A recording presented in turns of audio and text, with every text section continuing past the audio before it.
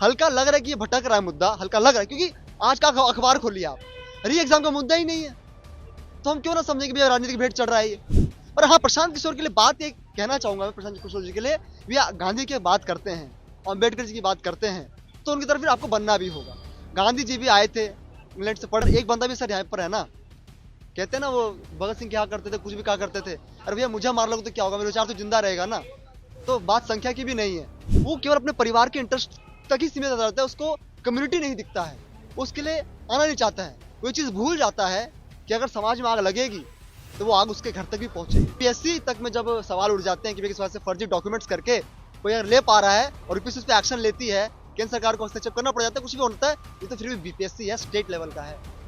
तो ये प्रेसिडेंट हम तय नहीं होने देना चाहते हैं कि इतनी लंबी लड़ाई के बाद ही कोई विफल होता है, हमें चाहते नहीं है। बीपीएससी 17वीं की जो एग्जाम था 4 जनवरी को एग्जाम भी हो गया, लेकिन अभ्यर्थी जो हैं, कुछ अभ्यर्थी 8-10 अभ्यर्थी अभी भी गर्दनी बाग में धरना प्रदर्शन पे बैठे हुए हैं।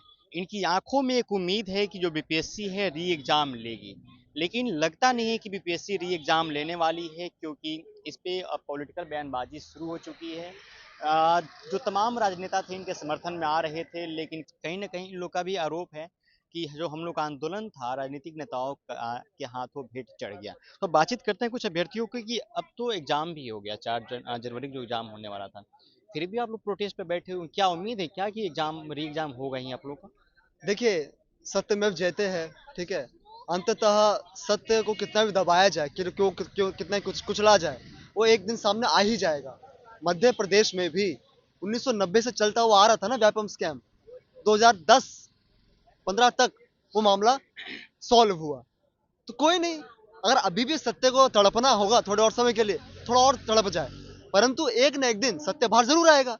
अभी दबा देंगे ना ये लोग, विधायिका दबा लेगी हमें, ठीक है, कार्यपालिका दबा लेगी, न्यायपालिका है ना, न्यायपालिका नहीं है, तो लोकतंत्र में सबसे बड़ी चीज क्या है? संविधान की शक्तियां किससे आती है? जनता से आती है। जनता तो जिंदा है ना, हमारे से जागरूक युवा है ना, हमारे से जागरूक लोग है ना, हम संभालेंगे। यही इस देश का विडंबना रहा है। एक अमेरिकन पॉलिटिकल साइंटिस्ट हैं, एडवर्ड बेनीफील्ड, वो लिखते हैं कि भैया कोई एक समाज गरीब क्यों रह जाता है, उसका कारण है अमोरल फेमिनिज्म। क्या मतलब है इसका? इसका मतलब ये है कि एक व्यक्ति केवल अपने परिवार तक ही सीमित रह जाता है, वो केवल अपने परिवार के इंटरेस्ट तक ही सीमित रह जाता है, उसको कम्युनिटी नहीं दिखता है, वो उसके लिए आना नहीं चाहता है, वो ये चीज भूल जाता है कि अगर समाज में आग लगेगी तो वो आग उसके घर तक भी पहुंचेगी। तो हम सब युवाओं को हमेशा एक रहना चाहिए, छात्रों को एक रहना चाहिए, और हम लोग अपने असल मुद्दे से न भटके, री exam, cancellation of this exam, और फिर से 70वीं बीपीएससी होनी चाहिए। और क्योंकि केवल अब बात बीपीएससी तक भी सीमित नहीं है सर, हर स्कैम में एक आप लीक बात हो कर रहा है रहे हैं ना। री एग्जाम के भी, जो एग्जाम हुआ जनवरी के एंड तक इसका रिजल्ट दे दिया जाएगा, 2-3 महीने बाद मेंस का डेट शीट आ जाएगा, तो फिर कैसे री एग्जाम होगा आप लोग का? देखिए, रिजल्ट तो सर अभी नीट का भी दे दिया गया था, सुप्रीम कोर्ट के माध्यम से हुआ ना, फिर वो भी नीट का भी दे दो, तो जो देशव्यापी जो स्कैम था, तो कोई दिक्कत नहीं है, वो हो जाएगा। ठीक है, बस सबको एक साथ मिलकर प्रयास करना पड़ेगा, अपने आप को दृढ़ संकल्पित रखकर काम करना पड़ेगा, और बिल्कुल संभव है ये चीज। अरे सर, यूपीएससी तक में जब सवाल उठ जाते हैं कि किस वजह से फर्जी डॉक्यूमेंट्स करके कोई अगर ले पा रहा है और यूपीएससी उस पर एक्शन लेती है, केंद्र सरकार को हस्तक्षेप करना पड़ जाता है, कुछ भी होता है, ये तो फिर भी बीपीएससी है, स्टेट लेवल का है। यहाँ पे 10,000 की लगभग भीड़ हुआ करती थी, जी, और आज के समय में आप लोग 10 लोग मात्र बच गए हैं। देखिए सर, संख्या जो है ना, 29 दिसंबर को जितने छात्रों की है वो सड़कों पे दिखी। अभी सर छात्र जो है ना, सारे हम लोग आम परिवार से, साधारण परिवार से हैं, सबकी अपनी एक जिम्मेदारियां भी हैं, इसलिए नेतृत्व करते जो लोग हैं वो सब यहाँ पे अभी भी मौजूद हैं। ठीक है, चाहे रमांशु सर हो, चाहे कोई भी हो, वो यहाँ पे मौजूद हैं। आएंगे रमांशु सर यहाँ भी, वो बोल कर गए हैं, भैया वहां बैठने नहीं जा रहे हैं, वो यहाँ पर आएंगे, सुबह बोल कर गए थे।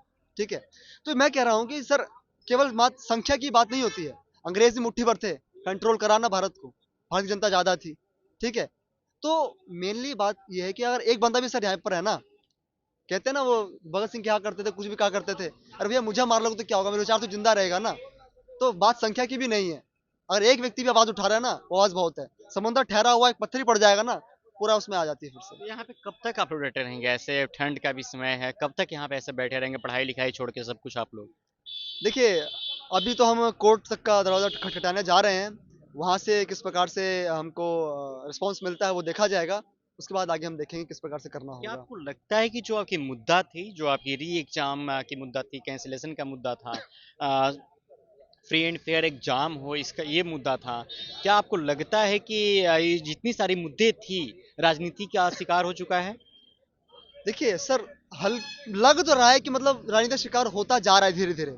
किस प्रकार से मीडिया ट्रायल हो रहा है, चाहे विपक्ष के जो बैठे लोग हैं वो केवल वैनिटी वैन कर रहे हैं, फिर मुद्दों से भटक रहे हैं। क्योंकि देखिए, जो मेन विपक्ष है इस बिहार का, तेजस्वी जी, ठीक है, मतलब उनको भी फोर फ्रंट पे आना चाहिए, परंतु वो आ ही ग्राउंड पे नहीं रहे लेकिन हैं और पर तेजस्वी बातें ने तो चला रहे कहा हैं। है ना कि छात्रों का मुद्दा है, अभ्यर्थियों का मुद्दा है, अभ्यर्थी अपना मुद्दा खुद लड़े, जहां तक सहयोगी हम सहयोग करेंगे। लेकिन बाकी जो नेता है आपको तो पॉलिटिकल मतलब बयान से भड़का रहे हैं ना। नहीं देखिए, राजनीति करने वालों का सर काम है राजनीति करना। गुड और बैड पॉलिटिक्स दोनों होती है। और मेरा सबसे निवेदन रहेगा, हम निवेदन ही कर सकते हैं, छात्र हैं, ठीक है, तो हम ये कहेंगे कि इसको अपना अपनी राजनीति सीखने के लिए इसको कोई मुद्दा ना बनाए। चाहे वो प्रशांत किशोर हो, पप्पू यादव हो, तेजस्वी यादव जी हो, कोई भी हो, ठीक है। हल्का लग रहा है कि ये भटक रहा है मुद्दा, हल्का लग रहा है, क्योंकि आज का अखबार खोलिए आप, री एग्जाम का मुद्दा ही नहीं है। तो हम क्यों ना समझे कि भैया राजनीतिक भेंट चढ़ रहा है ये। तो राजनीतिक भेंट चढ़ाने वालों को भी ये समझ में आना चाहिए कि भैया कोई हम नासमझ लोग नहीं है। इतना बात तो समझ लें वो कि हम लोग नासमझ लोग नहीं है। हम लोग जानते हैं कि कैसे अपने मुद्दों को रखा जाता है और कहाँ पे कोई चीज कहाँ जा रही है। क्योंकि ये बात भी हम जानते हैं कि बड़ी मछली अक्सर छोटी मछलियों को खा जाती है, पर अगर छोटी मछली चालाक होगी, ठीक है, समझदार होगी, उसका भी अपना एक बल होगा, नहीं खाने देंगे। क्या प्रशांत किशोर अपने फायदे के लिए आप लोग को आगे करके पीछे हट गए थे, फिर आगे आए हैं इसमें? देखिए, प्रशांत किशोर जी तो एटलीस्ट वो व्यक्ति तो है ना जो मतलब खुली आसमान के नीचे बैठे हुए हैं इस सर्द में, ठीक है। आप लोग भी तो खुले आसमान के नीचे हैं। सर हम भी हैं, परंतु उनकी वजह से कहीं ना कहीं एक, लेकिन आप लोग के लिए शौचालय की तो व्यवस्था कहीं पे नहीं है यहाँ पे। हाँ सर, ये तो एक उनके लिए व्यवस्था। शौचालय की व्यवस्था तो की गई है, वैनिटी वैन 2 करोड़ की बात की आ रही है मीडिया में। देखिए, हमारे लिए नहीं करी गई है सर, इसके लिए तो अभी जिम्मेदार जो है वो सरकार है, प्रशासन है। हमारी मांग तो उनसे रहेगी, ठीक है, उनसे हमारी मांग लगातार है, क्योंकि जो रिस्पॉन्सिबल है हम उसको बोलेंगे ना। इसमें प्रशांत किशोर क्या करेंगे। और हाँ, प्रशांत किशोर के लिए बात एक कहना चाहूंगा मैं, प्रशांत किशोर जी के लिए, भैया गांधी की बात करते हैं, अम्बेडकर जी की बात करते हैं, तो उनकी तरफ फिर आपको बनना भी होगा। गांधी जी भी आए थे इंग्लैंड से पढ़कर, और यहाँ आए तो उन्होंने धोती कुर्ता धारण करा। अगर आपको छात्रों की बात करनी है, युवाओं की बात करनी है, उस प्रकार से प्रतीत भी होना पड़ेगा। आपको फिर वैनिटी वैन लानी नहीं चाहिए थी, अगर लाए हैं तो फिर उस हिसाब से जस्टिफिकेशन भी दीजिए भी क्यों लाए थे। और वही है कि मीडिया बंधु से तू तड़ा कर लेना, वो चीज, वो रवैया जनता को पसंद नहीं आएगा।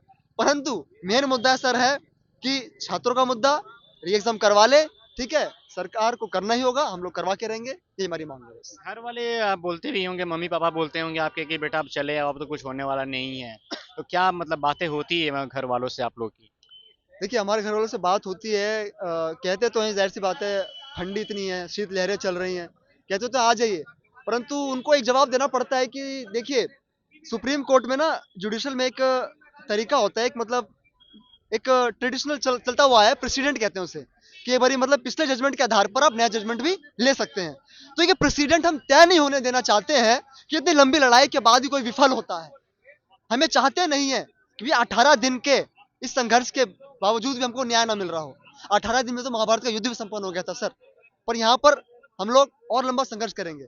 आप ही देखिए, आजादी का जो संघर्ष था वो तो 1857 से लेकर कितना समय तक चला, और फिर भी अंततः मिला ना, ठीक है, तो वही है। और हाँ, कोई अगर ये सोच रहा है कि हमारा ये जो संघर्ष है बट गया, बटा नहीं है, इसका जो है विस्तार हुआ है। अरे भारत के आजादी के संघर्ष में भी पेरिस से कोई लड़ रहा था, कोई इंग्लैंड से लड़ रहा था, कोई सिंगापुर से लड़ रहा था। सुभाष चंद्र बोस सिंगापुर से प्रयास कर रहे थे, मदनलाल ढींगरा, मैडम भिखाजी कामा पेरिस और इंग्लैंड से क्या कहते हैं बैठकर काम कर रही थी। तो हमारा ये बटा है, गंगोत्री है, यहाँ से गंगा निकली है, सब जगह फैल रही है, और बिल्कुल इसका रिजल्ट आज नहीं तो कल मिल जाएगा। क्या अभी भी उम्मीद है आंखों में कि हम लोग को न्याय मिलेगा आयोग की तरफ से? देखिए, आयोग की तरफ से तो न्याय मिलेगा सर, ये उम्मीद नहीं है। न्यायपालिका की तरफ से क्या कहते हैं न्याय मिल सकता है, इसकी उम्मीद है। अगला काम है सुप्रीम कोर्ट जाएंगे आप लोग, हाई कोर्ट जाएंगे? हाँ बिल्कुल सर, वहीं आगे का जाएंगे। सब कुछ कानूनी प्रक्रिया के तहत करेंगे आप? हाँ, कानूनी प्रक्रिया के तहत हम जाएंगे, उसके बाद क्या आगे रिस्पॉन्स आता है, उसके बाद फिर आगे हम कब डिसाइड जाने करेंगे। वाले हैं आप? नहीं सर, इसका मेरे को भी नहीं मालूम कब हम जाएंगे चलिए, आगे। जो बीपीएससी के अभ्यर्थी हैं अब ये सुप्रीम कोर्ट हाई कोर्ट की तरफ मूव करेंगे और ये लोग अब वहाँ पे जाकर इनको उम्मीद है कि हमें सुप्रीम कोर्ट, हाई कोर्ट से न्याय मिलेगा, और उसी उम्मीद के सहारे ये लोग अभी तक आंदोलन पे बैठे हुए हैं। चलिए बहरहाल इस खबर में इतना ही। अब बने रहता पंचायत के साथ, और आप इस वीडियो के बारे में क्या सोचते हैं हमें कमेंट्स में बताइएगा। बहुत बहुत शुक्रिया।